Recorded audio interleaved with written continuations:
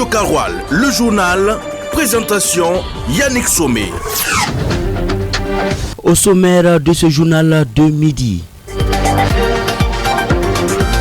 Nous sommes en janvier et le gouvernement burkinabé a promis d'appliquer la loi portant obligation du port intégral du casque. Des Doriens s'expriment, vous les entendrez dans ce journal. Et aussi dans ce journal, on parle des événements politiques et sociaux qui ont marqué le Burkina Faso tout au long de 2024. De la CEDEAO à l'AES aussi, on détaille cela dans ce Midi Info.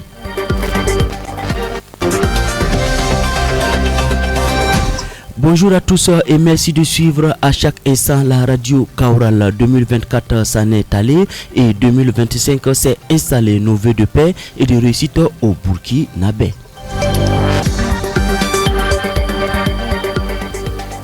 Le gouvernement burkinabé, dans sa volonté de mettre fin à la non-application du port obligatoire intégral du casque, a décidé qu'à partir du 1er janvier 2025, tolérance zéro sera observée à l'égard des usagers réticents. Que pensent les Doriens de cette mesure gouvernementale? Réponse dans ce reportage de Issa Bamogo, stagiaire à la radio Kaoural. Depuis 1978, la loi portant obligation du port intégral du casque a été adoptée. Force est de voir que, depuis là, son application pose problème. Néanmoins, cet élève apprécie cette loi. Raudatou Li. Le port du casque est une bonne chose parce que, avant tout, c'est de notre sécurité dont il est question. En obligeant la population à porter le casque, le gouvernement vise à travers cela protéger la population de tous les dangers. Protéger les usagers des conséquences des accidents est le but recherché à travers cette obligation du port intégral du casque. Cependant, pour Amadou Diko, un citoyen, cette obligation engendre d'autres situations à gérer. Aujourd'hui aussi, on voit l'augmentation des prix des casques parce que voilà, on dit les casques sont obligatoires. Les casques sont passés de 10 000 à 20 000. Certains même vendent ça à 25 000 parce que le besoin est trop maintenant. Voilà, on augmente les prix. Pour Yamila Kalmogo, travailleuse à Dori, le gouvernement doit continuer dans la sensibilisation. Je pense que l'État doit sensibiliser les populations sur le port des casques et surtout encourager les vendeurs de motos, les commerçants, les obliger plutôt à vendre les motos avec des casques. Plus de 600 personnes sont décédées en 2024 des suites d'accidents de la route, dont 74% impliquant les engins à deux roues selon les statistiques de l'ONASER, Office national de la sécurité routière, et le chef de service des opérations de l'ONASER, le commissaire divisionnaire Saïbou Galbané, lance un cri de cœur. C'est un cri de cœur que l'ONASER lance à l'ensemble de la population de se munir de casque. Le casque intégral. Quand on dit casque, c'est pas seulement les motos, mais même les vélos doivent être munis de casques. C'est un geste simple que les gens oublient. Également, ceux qui sont dans des véhicules à 4 roues et plus doivent avoir le reflet du port de ceinture de sécurité. Ce n'est pas que on veut mener une certaine politique, mais c'est pour la sécurité des personnes et des biens sur la route. En rappel, depuis le 1er janvier 2024, il est fait obligation à chaque commerçant de vendre les engins à deux roues avec les casques. Les opérations se poursuivent sur le terrain de contrôle où l'usager réfractaire devra payer une contravention de 3 000 francs. Franc CFA, autre actualité dans cette édition, le président du Faso, chef suprême des forces armées, le capitaine Ibrahim Traoré, lors de son allocution du Nouvel An, a annoncé la création de 3 nouveaux bataillons d'intervention rapide en abrégé BIR au sein des forces armées nationales. Le chef suprême des forces armées a signé un décret de création à cet effet le 2 janvier 2025. Nous avons les détails avec Safourali, toujours stagiaire à la radio Kaoural. 3 bataillons d'intervention rapide s'ajoutent aux 25 déjà existants. Il s'agit du 26e bataillon d'intervention rapide 26e BIR, implanté dans la garnison d'Ougarou dans la région de l'Est. Le 26e BIR est rattaché au 4e groupement d'intervention rapide. Le 27e BIR aussi y est rattaché et se trouve dans la garnison de Diapaga. Au Sahel, nous avons la création d'un 2e BIR, le 28e après après le 9e. Ils sont tous rattachés au 3e groupement d'intervention rapide. La garnison d'Arbinda se dote ainsi d'un bir. Les capitaines Sansalifou Traoré, Sanouba Yannick Sawadogo et Wenceslas Yamiogo sont respectivement nommés commandants du 26e bir, 27e bir et du 28e bir. Rappelons que la création de ces 3 birs est intervenue après le discours du président du Faso, le capitaine Ibrahim Traoré, le 31 décembre 2024. En plus de ces actions, un groupement expéditionnaire au Sahel sera créé. Tout cela dans l'objectif de densifier les champs de bataille afin de reconquérir la totalité du territoire national. Je le disais en titre, dans cet élément qui va suivre, nous aurons la rétrospective de 2024 au Burkina Faso, du retrait de la CEDEAO à la consolidation des liens avec la Russie, en passant par la création de la Confédération AES, l'Alliance des États du Sahel, et aussi de la justice avec l'affaire de l'action humanitaire où on a détenu plus de 3 milliards de francs CFA, à la dissolution du gouvernement Kilem, à la nomination du gouvernement Rintalbaja Emmanuel Ouedraogo. Ismaël Joseph Batounou nous plonge au cœur d'une année bien mouvementée. L'année 2024 a définitivement tourné la page avec son lot de difficultés, certes, mais aussi ses pages de victoire et d'espoir pour le pays des hommes intègres. Au plan politique, l'avènement cardinal reste sans doute cette annonce dominicale du 28 janvier du retrait avec les 2 autres pays formant l'Alliance des États du Sahel, en abrégé AES, de la Communauté économique des États de l'Afrique de l'Ouest, en abrégé CEDEAO. Une décision à la surprise générale qui emporte plusieurs interrogations et implications. Cette annonce par un communiqué conjoint Burkina-Mali-Niger de se retirer de la CEDEAO suscitait ainsi de quelques mois la création de l'Alliance des États du Sahel en septembre 2023. Ce retrait a franchi un cap à l'adoption le samedi 6 juillet 2024 à Niamey au Niger du traité instituant la Confédération AES entre le Burkina, le Mali et le Niger. À l'occasion du premier sommet des 3 chefs d'État, ce sommet fait du général Assimi Goïta le premier président en exercice de l'AES pour une durée d'1 an. Et depuis lors, des actes de consolidation de l'Alliance se succèdent, à travers notamment des approches sectorielles, mise en synergie des forces de défense et de sécurité, lancement d'une web TV, signature d'un protocole d'accord sur la fin des frais d'itinérance, des communications téléphoniques, roaming et j'en passe. L'année 2024 s'est également traduite par l'éloignement politique du Burkina avec certains de ses partenaires traditionnels et son rapprochement avec d'autres, notamment la Fédération de Russie. Ce resserrement des rangs autour du pays de Vladimir Poutine s'est observé au plan des 3 pays, pris individuellement que dans le cadre de l'AES. Pour le Burkina, et outre la réouverture de l'ambassade de la Fédération de Russie au Burkina, en fin décembre 2023, la prise de service de l'ambassade extraordinaire et plénipotentiaire du Burkina auprès de la Fédération de Russie et la visite d'amitié et de travail en juin du ministre russe des Affaires étrangères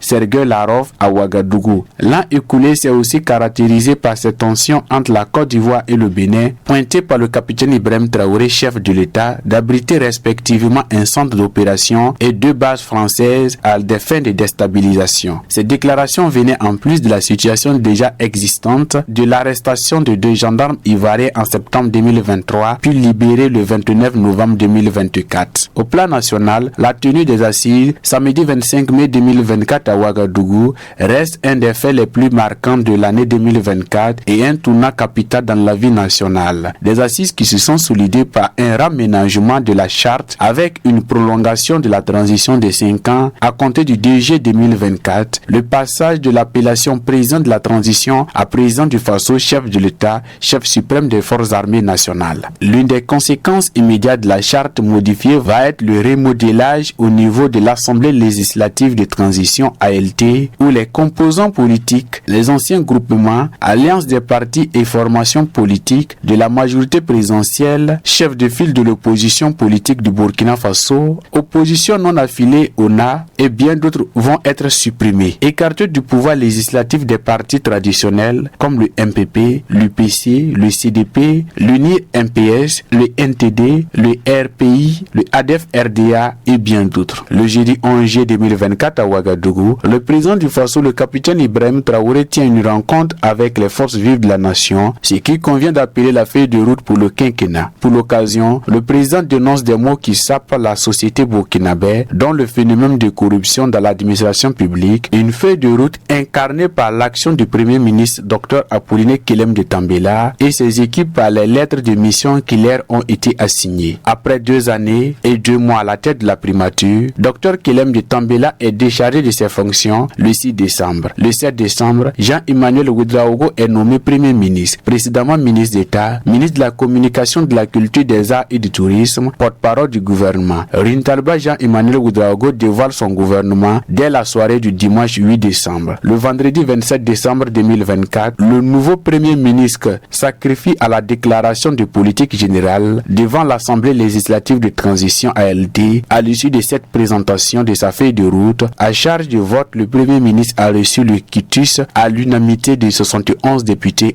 de l'ALT. Sur le plan de la justice, l'affaire de détournement de plus de 3 milliards de francs CFA au ministère de l'Action humanitaire, où Amidou Teyan et compagnons nous ont servi un film digne de la série de Casa de Papel. Au moment où le ton de la démarche en faveur de la lutte pour la reconquête du territoire et le retour de la paix est donné, il est nécessaire d'implorer la grâce de Dieu pour le retour définitif des personnes déplacées internes, PDI, et par le même esprit implorer que 2025 soit celle de la victoire définitive et le bonheur pour tous. 2024, c'est sans regret, tu ne nous manqueras pas. Actualité hors de chez nous, à présent les acteurs inter de ce journal nous mènent au Niger et au Mali. Le gouvernement de la transition malienne est décidé à relire la charte des partis politiques en vigueur depuis 2005. Cette initiative répond selon lui aux recommandations des assises nationales de la refondation tenue en décembre 2021. Et au Niger, la presse nationale reçoit un cadeau du nouvel an 2025. Le gouvernement a décidé le 31 décembre 2024 de soustraire la profession du journalisme au régime d'imposition. C'était lors de son dernier conseil des ministres de l'année 2024. Et on développe toutes ces actualités avec notre sagesse du jour, Yakondi Tendano. Le gouvernement nigérien soulage les entreprises de presse à travers cette mesure, une décision qui permet à ces structures de ne plus se voir imposer le régime d'imposition. Le poids des charges fiscales et bien autres qui donnaient des maux de tête responsables des médias serait désormais une épine de moins. Selon le journaliste Soumana Idrissa Maïga, directeur de publication du quotidien privé, l'enquêteur a déclaré que pour l'instant le contenu de cette décision nous échappe totalement. Ce qui est sûr, cela probablement veut dire que les revenus issus du métier des journalistes seront exonérés de taxes ou d'impôts. Pour connaître le contenu exact de cette mesure, il faut avoir le texte intégral de la mesure adoptée.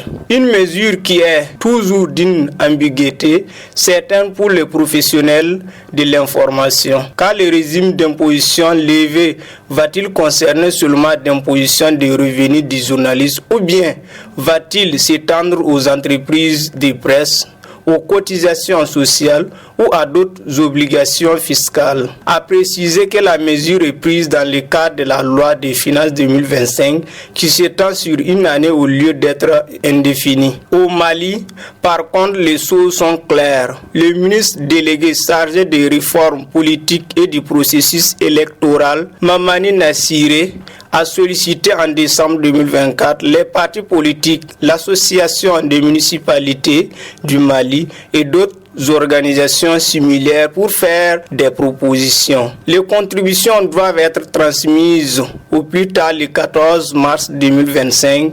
Cela concerne la relecture de la charte qui est une demande forte de la classe politique et les organisations de la société civile malienne. Les partisans de la relecture dénoncent des conditions très favorables pour la création des partis politiques favorisés par la charte de 2005. 2005. Toute chose qui a conduit à la création de plus de 300 partis au Mali, dont beaucoup n'ont jamais présenté des candidats aux élections présidentielles. L'actuel Premier ministre, le général Abdoulaye Maïga, a révélé quant à lui qu'entre 2020 et 2024, 66 nouveaux partis politiques ont été créés.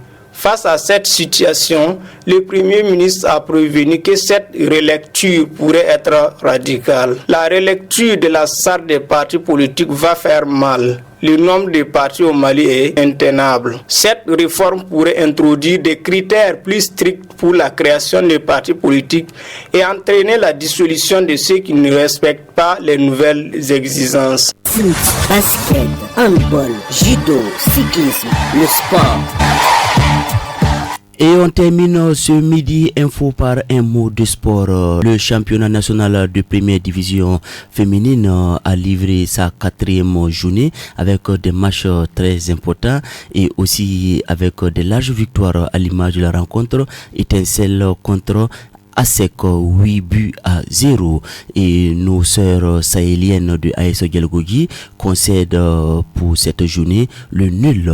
Les résultats, le classement à l'issue de la 4e journée et le programme de la 5e journée avec Safourali. USFA qui tourne en plein régime en ce début de saison s'impose largement face à ASSO 4-0. RCB fait un match nul et vierge face à Danta AC. AS Tigres gagne par le plus petit des scores 1-0 Rabo. Les Sahéliennes AS Gelgogi en déplacement dans la cité de Diabalampo ont fait un match nul, un but partout face aux Hirondelles de Fada. Étincelle a été sans pitié face à ASEC en l'écrasant 8-0 et prend la tête du classement. Nas et Essise se quittent dos à dos sur un score de 1-1. AS Douane étrie Assu Ajax 3-0. Au classement, Étincelle s'empare de la tête du classement avec 8 points plus 18. USFA est placé deuxième avec le même nombre de points que Étincelle, mais avec une différence de goal. 12 points plus 16. AS Gelgogi complète le podium avec 10 points plus 4.